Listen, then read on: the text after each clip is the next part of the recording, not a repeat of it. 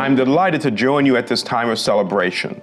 And let me quickly add, it's not just a time of celebration for the faculty, the staff, and the graduates themselves, but also for the families and friends of the graduates who have provided so much support all along the way. All of you have demonstrated remarkable resilience and agility. You are all to be commended. You could not have foreseen the barriers, no one could have foreseen the barriers that would stand in your way by a global pandemic. You had to switch gears almost overnight and continue to advance toward your goals in the midst of tremendous uncertainty. But you did it, you adapted, you adjusted, you thrived, and ultimately you achieved your individual and collective goals. Congratulations, one and all. As I offer a few words of advice for the future, let me start by saying the traits that you've just demonstrated, your ability to persist in the face of change and challenge, those traits will serve you well throughout your careers. To be successful, you must be ready, as you already have been, to navigate change skillfully and with agility, whatever your chosen field may be. You should also throw out any notions you may have of your career as a career ladder, of smoothly progressing upward from one rung to the next. That analogy doesn't really work in today's world. Instead, I would encourage you to think of your career as more like a rock climbing wall. Sometimes you may need to do sideways, and you actually may need to step back in order to ultimately achieve your goal. And you may even find as you go up the climbing wall of your career that your goals themselves might change and evolve. I speak from experience as someone who's worked as a lawyer, a consultant, a public servant, and a business leader. I recently retired as the CEO of TIAA, where I was fortunate to leave a 103-year-old financial services organization with a deeply meaningful mission. Our mission is helping people in higher education and healthcare and across the not-for-profit sector to work towards lifetime financial security, even as they follow their own intellectual and academic passions. But getting to the point of being a CEO was never part of any master plan I had. Indeed, if I had been determined to wind up as a CEO, I might well have lived my life differently. And in doing so, I might have missed out on some of the career experiences and opportunities that have made me who I am today.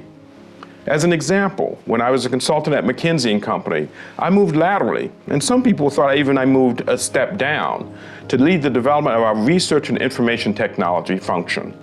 At that time, it was thought of as a support function, not directly client service, which was considered much more prestigious and valuable as you might imagine.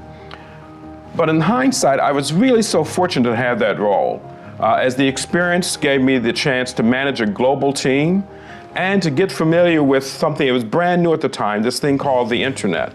It was an amazing experience. I was learning about the internet from the folks who were really developing the new technologies and understanding how it really could be applied in a business setting. So I would encourage you to take advantage of opportunities that come your way, even if they appear perhaps to be a step back. And be willing to take some reasonable risk in your career in order to be a continuous learner. Education does not stop with this last degree that you've just gotten. My mother was a teacher who instilled in me the importance of earning a degree very early on. And my formal schooling continued until I was nearly 30 years old. I don't think she really expected me to stay in school that long. But so much of my education throughout my life has happened outside of the classroom as well as in the classroom.